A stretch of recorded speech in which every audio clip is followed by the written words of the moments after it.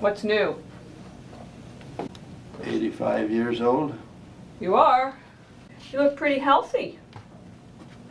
Well, I think I am. I don't see that you're having any medical problems right now. Is that right? I think that's right, son. Do you know the month?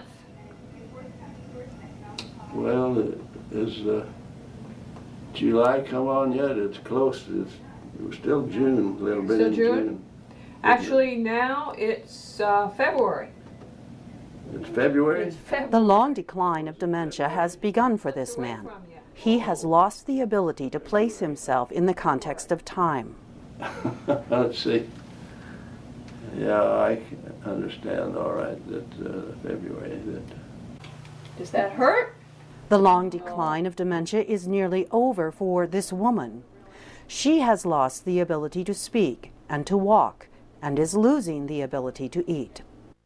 You notice her hands, at times they're just completely caved in. You can just about touch right through, things like that. But I think we're at a point now where there's not much else to disappear. She's... Yeah, okay. As an aging population lives longer, more and more families struggle to find their way through dementia's long decline.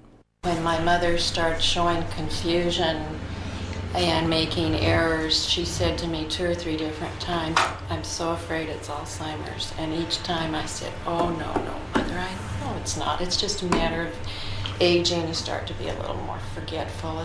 And I wish I had said, "Well, let's go to a doctor and find out." The evaluation for dementia in general and Alzheimer's in particular is very simple. There are not a lot of tests that we do. We basically do what we call rule-out tests, which are things to make sure it's not something else. Dementia and Alzheimer's. Are those two separate things? Dementia is the big category of everybody who has trouble thinking. Okay. The most common cause of that is Alzheimer's. Okay.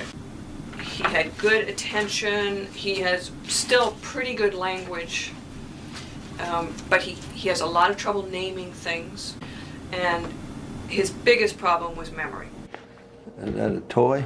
Well, it's something... Or is that an airplane? It's a kind of airplane. What do we call that kind of airplane? And that's all completely typical of Alzheimer's disease. Okay, so when you said moderate dementia, that meant that was kind of his measurement of Alzheimer's. That's right. What? Helicopter. You got it. Helicopter. It starts mild when you just are forgetful, and then it enters moderate when you shouldn't be alone, you can't drive, and then it goes to severe where you become usually incontinent and have trouble with basic daily living. So where are we going to be 3 years from now, or 2 years from now, or 5 years from now? Just kind of the same, maybe a little worse? That's a good question. Definitely worse. He will gradually become incontinent. At some point, at the very end, which I would guess would be, 5 or 10 years away, if right. that, trouble swallowing. And it's just neurological impairment and just forgetting how to swallow. And they tend to develop pneumonias, what we call aspiration pneumonias. That's the most common cause of death for somebody with Alzheimer's. He's a long ways from that. It's a long ways from that. It almost seems it's kind of unfair. It's extremely unfair. Yeah. It is sometimes, harder for families than for the patient. Yeah. Tell me how you've been. I've been good. Thank God I can take care of myself, clean my house, take my baths. Now, see, she does not take a bath unless we're there. She thinks she does. But I go in the afternoon, I'll feel the towel, feel the washcloth dry as a bone. I sneak her laundry out because she insists she does it. So we live this whole thing of, working around her not having a temper tantrum and letting her live out what she believes she's doing.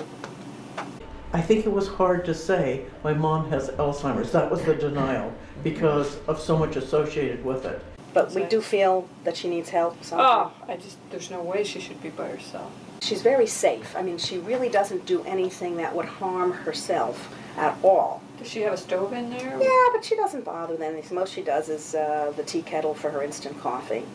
and it whistles, so I know that she's okay with that. I know, well, I'm on the phone with her. I mean, she calls me probably every half hour most of the day.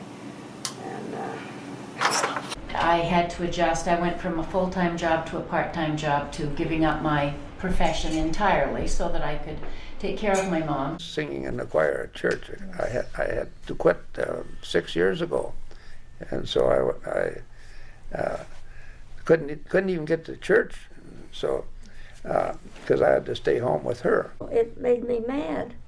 I wanted to get out, do something. I would hop on my bicycle and go for a ride. But, you know, when I come back, he'd be standing at the door looking for me, and then I would feel terrible.